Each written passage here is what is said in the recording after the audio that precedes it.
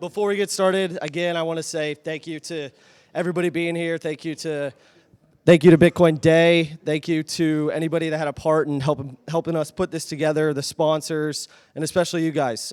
Without your generous help and your purchases along the way and all your donations, we wouldn't be here today. So just wanted to get started with that, and let's dive into it. First, instead of introducing you guys, I'll ask you to introduce yourselves. We'll start here. Just, I guess, give a quick, 2 sentences, and then explain at the end briefly why you're a Bitcoiner. Sure. My name's Tom Lango. I'm the publisher of Gold, Goats, and Guns. You've hopefully seen me in a few dozen podcasts around the world. I also write for Newsmax at the Ultimate Wealth Report and Financial Intelligence Report. I've been in this, and to be honest with you, I read the Bitcoin white paper in June 2010.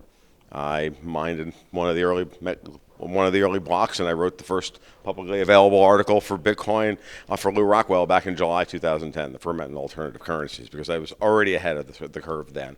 Bitcoin is part of the solution. It's that simple. Gary Cardone. What do you want me to do? I guess just give a little intro.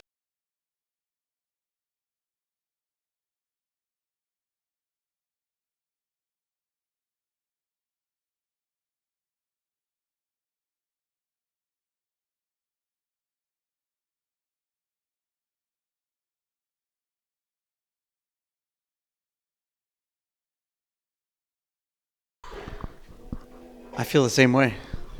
My name is Charlie Shrem. You have more power than me, though. Yeah. I've been in the industry a long time as well. I started the Bitcoin Foundation and had one of the early Bitcoin exchanges called BitInstant, where we had a lot of fun. Had a crazy career. Was Bitcoin's first felon as well. And then when I came out in the last 10 years or so, I've been investing on behalf of our local Tampa VC fund, Druid Ventures, and we're still investing, so please apply if you have any companies, seed investors. I have my own little stealth startup going on where I'm building some cool machines down the road, and I have a podcast called The Charlie Shrem Show, and just very, very accessible person. Feel free to contact me, and I'm always willing to help out. Good morning, everybody.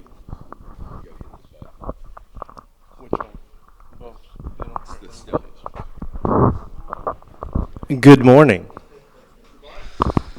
So my first coffee is just making its way in, so I'm not really all that awake. My name is Benjamin Dar. I do a bunch of things. I produce a series of podcasts. I'm the CEO of a little startup in that area. I am now a journalist or a commentator for a number of publications. You might have seen some of my stuff in Zero Hedge. And I'm most known for the spokesperson and one of the leaders of the Canadian Trucker Convoy against the COVID mandates in 2022. And I think we can give some credit to those truckers in Canada for the reason we're not sitting around here with those stupid face diapers anymore. So You were also kicked out of the system, right, over there too? I had all my accounts frozen, my bank accounts, credit cards, absolutely everything. Yeah, so we'll talk a little bit more about that. Yeah, absolutely. So I'll start us off. So we hear the terms thrown around a lot in Bitcoin, like financial freedom and sovereignty. But in the context of Bitcoin, what is the difference between them, and what do they actually mean to you? I'll start off with Charlie. Freedom and sovereignty? Yep. These are very interesting terms.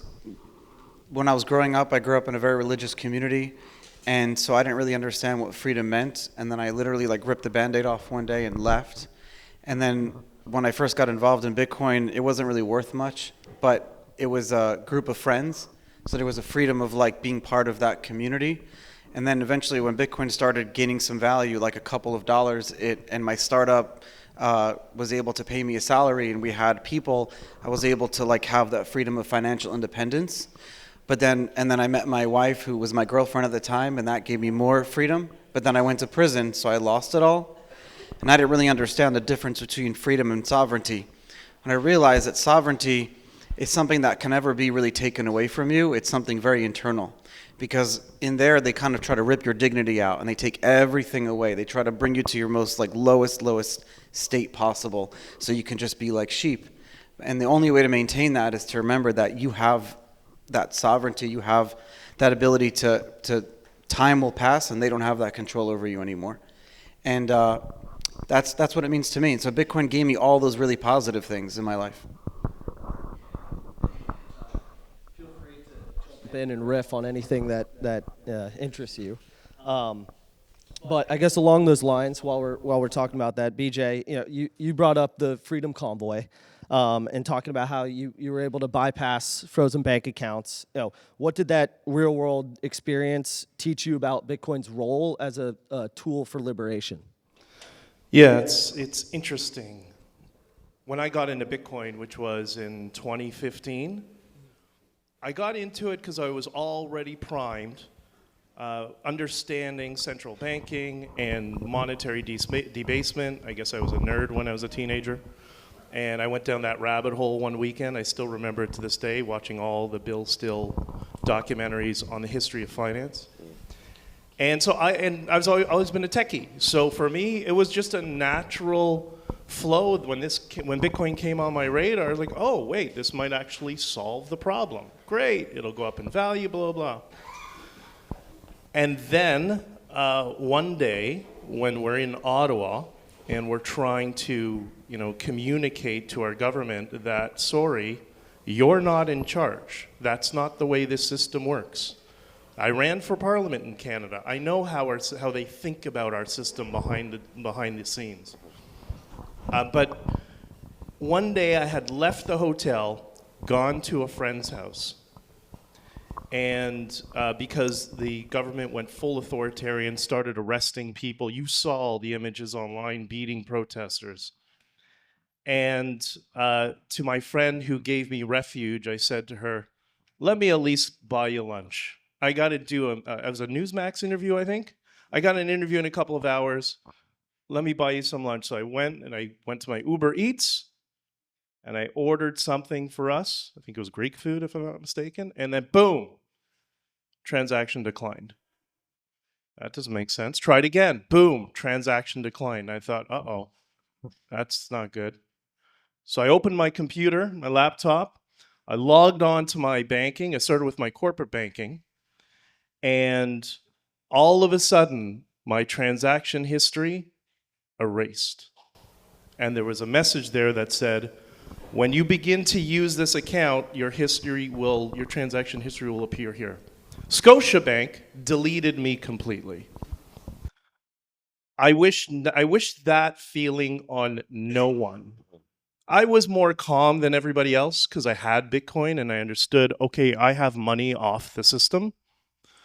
But I was in a private conversation with Jordan Peterson, I think 2 weeks later, and I said to him, it was like living in the Middle Ages and being banished from the town square, left to rot in the forest.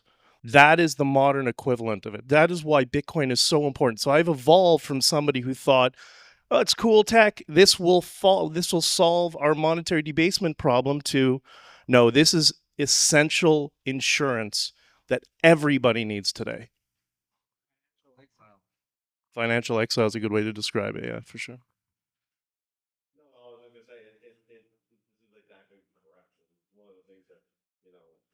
When I first went down the Austrian rabbit hole back in, for me, back in 2002, 2003, 2004, the first thing I did was start looking for alternative solutions to money. By the time Bitcoin came around, I had already been in the Liberty Dollar and eGold and all these other things, and I had a little bit of like ennui at that point, simply because it was like I didn't watch any of them take off. So I watched Bitcoin with a very, very, very skeptical eye, thinking, well, this is cool, and I love the idea, but hey, I've seen these things come and go.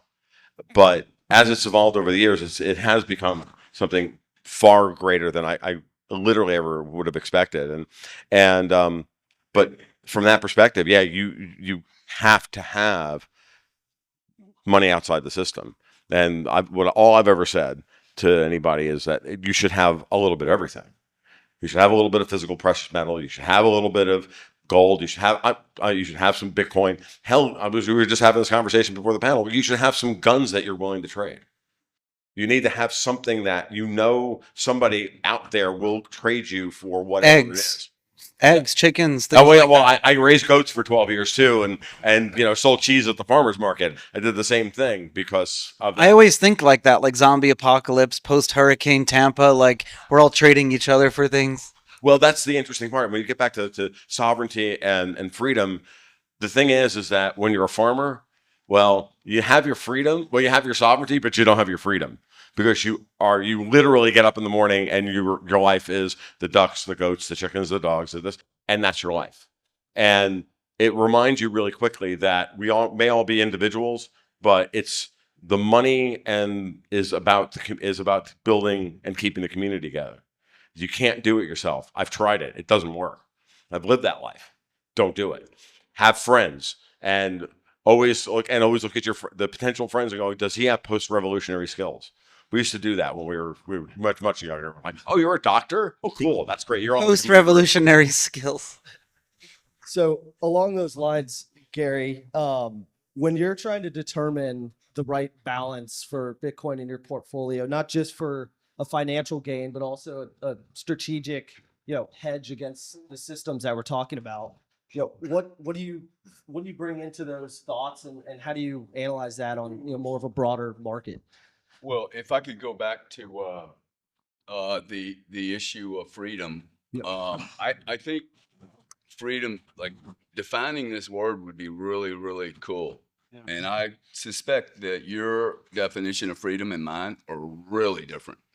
Right. So Bitcoin's helped me. Like, I did not come into this to get off the grid, to do the post-apocalyptic thing. I've done all that. I had plenty of gold, plenty of silver, plenty of guns, plenty of food, plenty of water.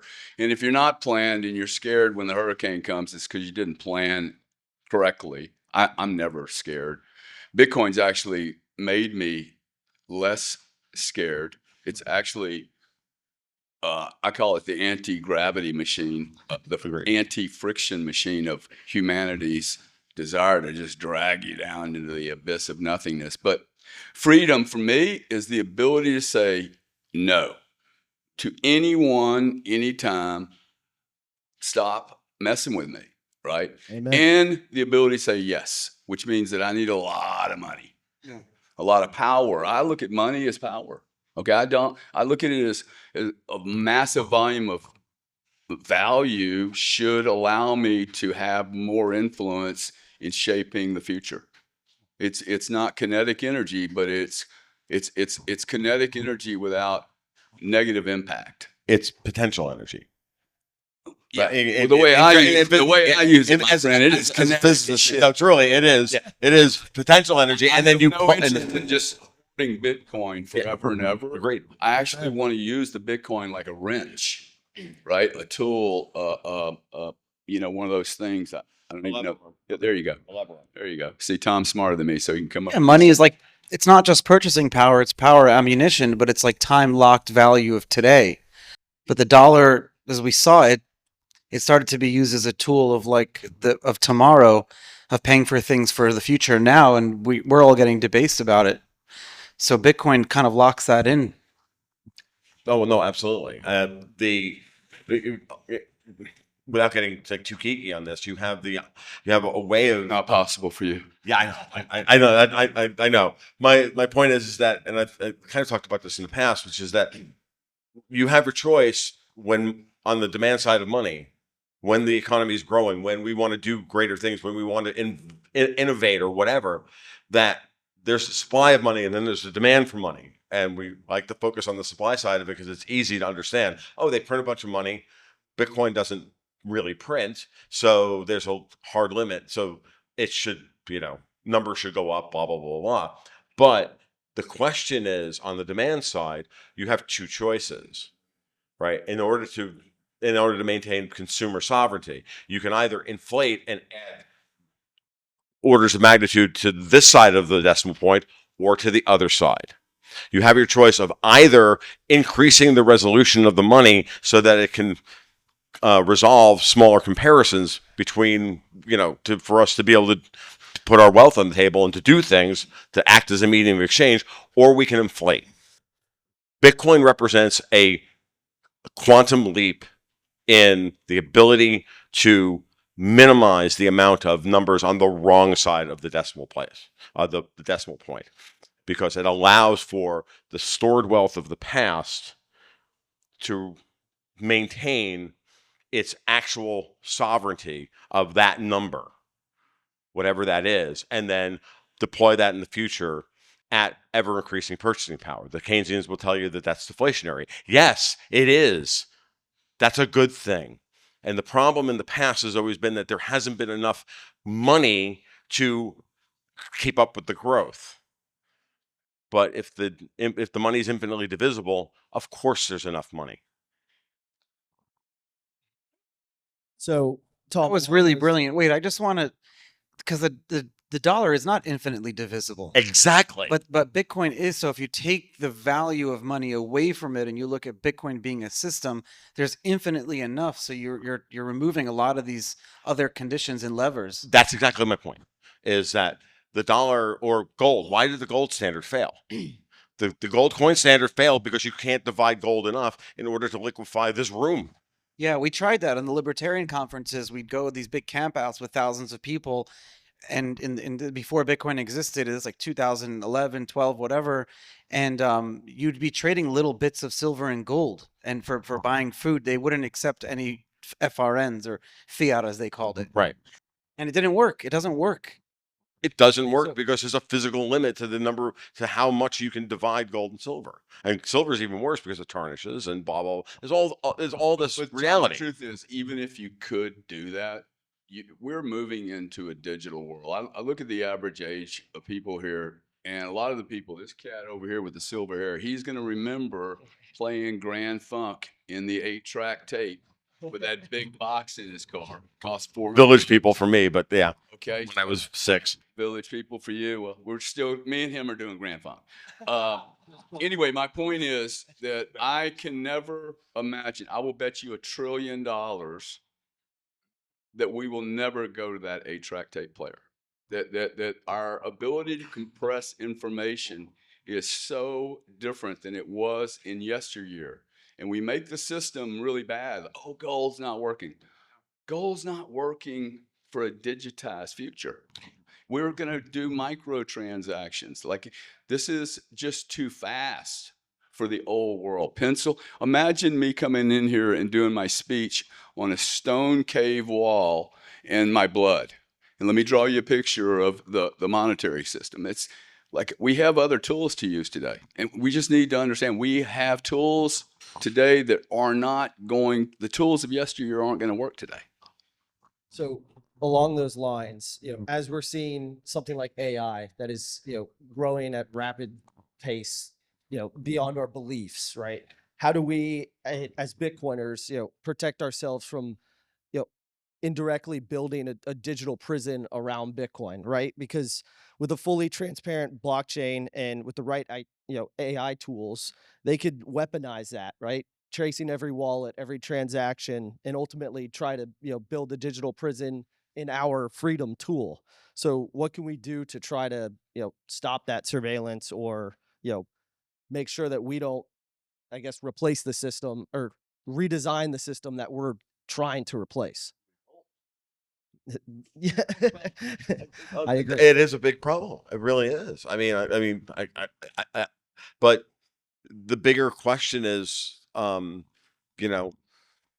is will we allow it to happen?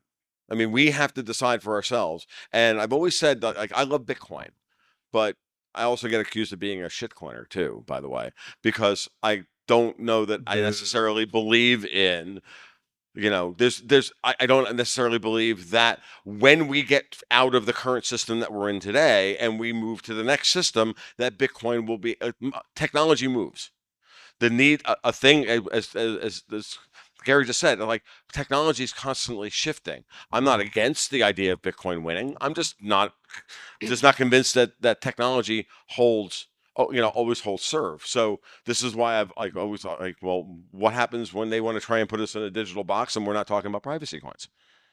I mean, and then we get into that level of the discussion and. So I always just remain flexible on this and agnostic about it. Love Bitcoin, love what it represents, love the fact that it's being moved in as hard collateral to the existing failing system.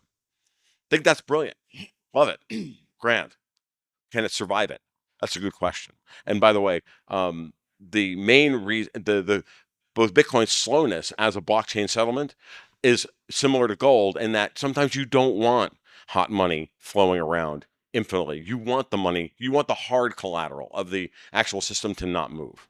You want it to move at a different pace than the money that we're using to buy, cigarettes and hookers and blow with. Transaction system to a settlement system. This is really, really, really different. Like for me, I would not approach this from the anarchist, hey, freedom money and keep me out of the prison. Like this is why I get back to the power. The more Bitcoin I have, the more power I have.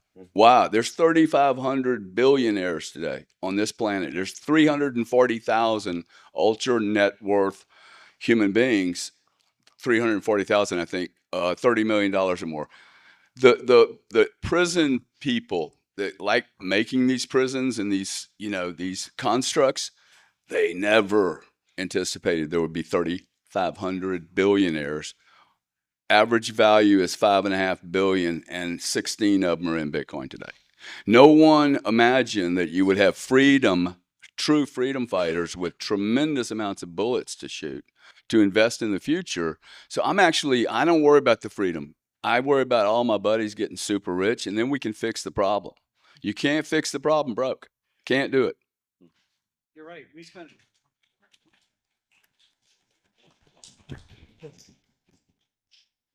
You're absolutely right. We spend a lot of time testing. We spend a lot of time like thinking about if we were to ever get to this point where we are today, 16 years later. I mean, you talk about the older generations, the younger generations, there are kids 14, 15, 16 years old, and their whole lives Bitcoin has always existed. To say to them, oh, Bitcoin shouldn't, why does Bitcoin have value? They'll look at us like, well, why not? My whole life it has existed.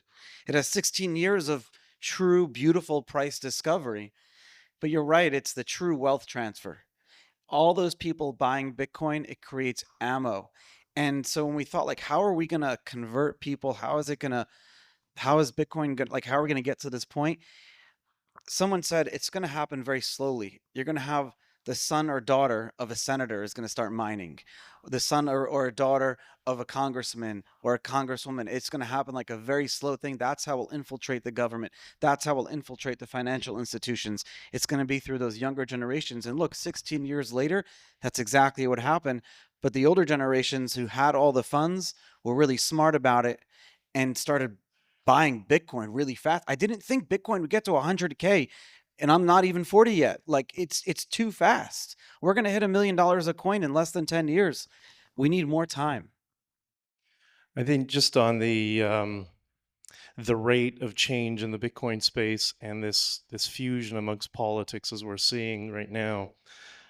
In 2015, we elected a communist in Canada, and I happen to be running for office in that election.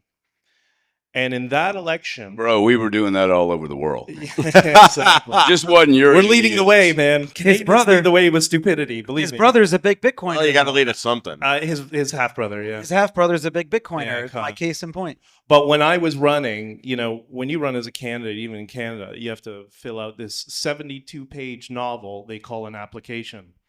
And they go through everything, like Charlie would never get it, right? Everything in your life they tear apart. I couldn't tell anybody I was involved in Bitcoin, that I held Bitcoin. Because if I did, instant disqualification. And now what's happened? Now our politicians around the world are tripping over themselves to figure out how can they message to this growing voting bloc. That is a lightning speed of change that we're seeing. And I think that's also something to be celebrated. Like it's very funny. You see the back and forth in Bitcoin that some people are against institutions adopting Bitcoin. Some people are pro. I'm very pro because my boomer parents, or older than boomer actually, they now hold Bitcoin because the institutions that they believed in their entire life that allowed them to build for retirement now give it credibility. So now it's not scary anymore. Bingo. And as a voting bloc, no offense to the boomers in the room, you're getting smaller. And it's just a generational change. What we just talked about. And this is part of the problem with the existing system as it exists right now. Here we are, less than 48 hours after Iran and Israel sort of lobbing missiles at each other, in an orgy of, oh my God, the old system is going to fail. This is what this is about. I mean, at the highest level. So And that's guess what? perfect. Can I ask you then, Yeah. like with everything going on and how Bitcoin's becoming this asset class that, like BJ mentioned, politicians, central banks, they're starting to pay attention during the next financial crisis that is pending, whether it's soon or later. Where do you see Bitcoin playing in the global markets? The countries that are moving towards crypto, including Bitcoin, are the ones that will survive, and the ones who are currently hostile to it are the ones who are going to fail. That is only one reason why Europe is fucked. There's many other reasons for that, but this is because at an ethos level, they want control and they want no privacy. They want, as I've said many times, Minority Report with more Germans. Like, that's what they want, and they're walking lockstep towards it. And everything that we're seeing, that's confusing in geopolitics and everything else, are because they keep trying to hide the fact that that's where they are, and they're trying to constantly scapegoat everybody else. And currently, that's going to be either Iran or Israel or Trump or this or that or whatever, or Bitcoin, and they always do it. But it's always the same thing. Their system of leverage and inflation and currency arbitrage has ended, and they refuse to admit that, or they know it's happening, but they're refusing to go into that good night. That's what's going on, and we have to get through this. The most encouraging thing that I've seen in the last year is that someone finally sat Trump down and had the Bitcoin talk. It's just simple. And because it wasn't him, it was going to be Putin, because somebody in the bank, and in the financial institutions in Russia finally sat him down and had the talk with him. So there you are. That's a really good point on that Trump got here. Somebody sat him down. I want to congratulate Bitcoin for sitting Trump down, donating $25 million to him in Nashville a year ago and getting his attention. Exactly. This is exactly my point. Look, I gave 12.8 Bitcoin to Trump. People thought I was crazy. I did it through Bitcoin, the Bitcoin community, with Bailey.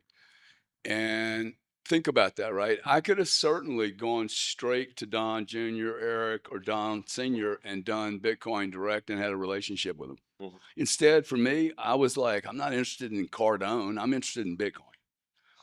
And like, I actually think that we have, to Charlie's point, he said, hey, we need more time. And a couple of my buddies started smiling. You guys don't have any more time. What has happened? Like, I'm the youngest baby here in Bitcoin. Came in this space in 2020, saw it in 16 and 18, and it was a carnival, an absolute fucking circus. There was no way, dude. Y'all did a horrible job marketing, okay? You just didn't understand your targeted market. And I got to tell you, I'm not being offensive, okay? But like right now, we need to be careful not to miss our targeted market. These people do not care about self-custody. I know you guys don't like that, but the families that are coming through this, I do these events 3 times a year, big families, and my whale OG buddies in Bitcoin, they walk away from these events after 2.5 days going, oh my God, man, it's a negative to them. See, we have to get these people on an escalator if you want them. I actually want them here. They're coming whether you want them or not. They're coming here because they're coming through corporate strategies. 300 of the Fortune 500 companies are right now actively looking at a Bitcoin strategy. Now, 250 of those to 290 are broke companies. I mean, they are dying companies, right?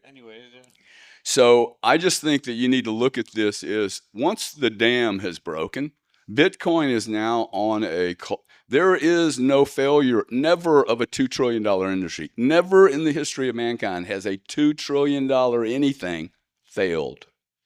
Can't say that about Ethereum. Can't say that about Doge or Solana. Sure. Like, it's $2 trillion. Okay.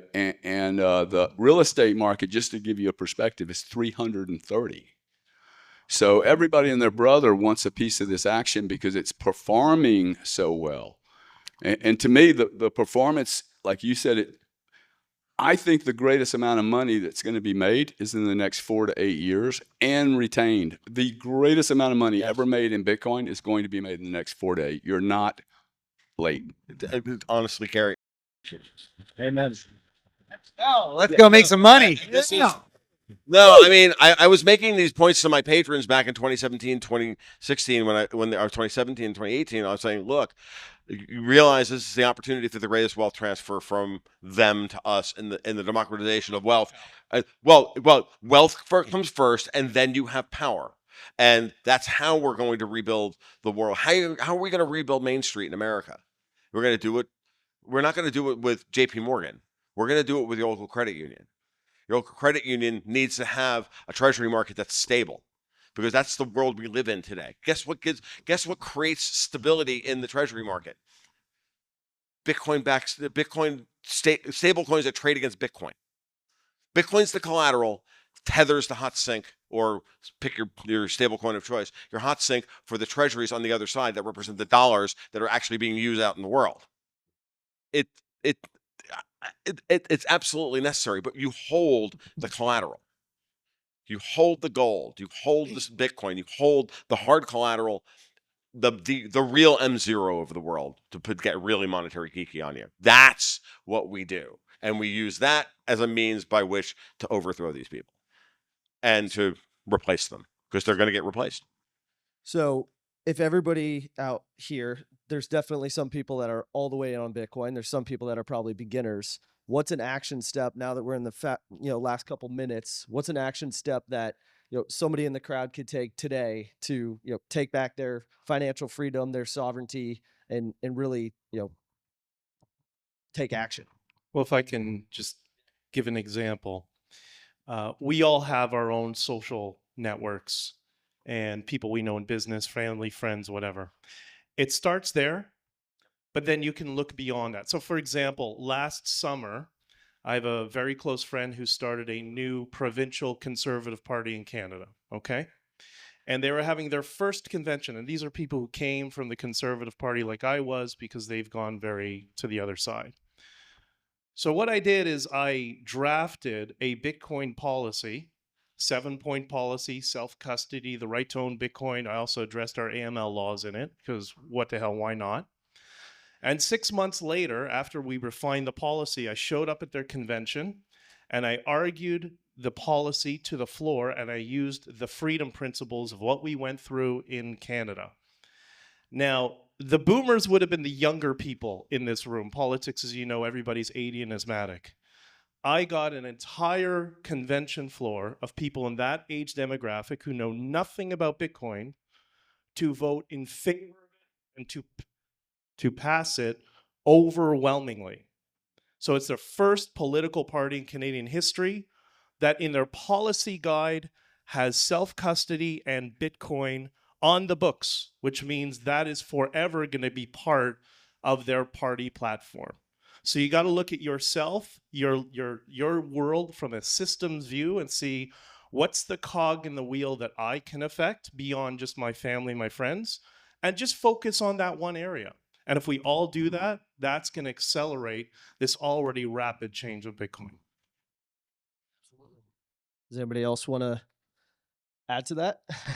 Buy Bitcoin. Buy it today. Buy Buy it tomorrow. Buy it the next day. And call me up when you decide you're going to stop buying it, and I'll tell you buy it some more. This opportunity is a once in a century event. Like I don't know what history Millennium. people have read. Millennium. Yeah, it's like to miss this. I mean, this guy's been around forever, right? He can tell you so many stories of how they mismark the market. Like everyone has underestimated this market. You always underestimate disruptions like this. You overestimate the time, you underestimate the time that it takes, and then when it happens, you grossly underestimate the impact. And Donald Trump, whether you like it or not, and the universe or whatever's happening, dude, it escalated this thing 4 to 5 years in advance. It literally moved everything. This should not be happening right now. Okay, had Trump gotten in 2020, we would not be here today. Like, think about that, right? That's really very interesting. So we have so much regulatory policy behind this, which is really, really all the friction that was there. I know we're out, but it's gone, man. Yeah. It's gone. We needed those 4 really bad years Yeah. in the previous administration to really be like, what the hell are we doing here? Well, awesome. Everybody give a round of applause. Thank you so much. Appreciate it. Thank you, Tom. Thank you, Gary, Charlie, DJ. Thank you. And I'll have Jack come back up and introduce the next panel. You good?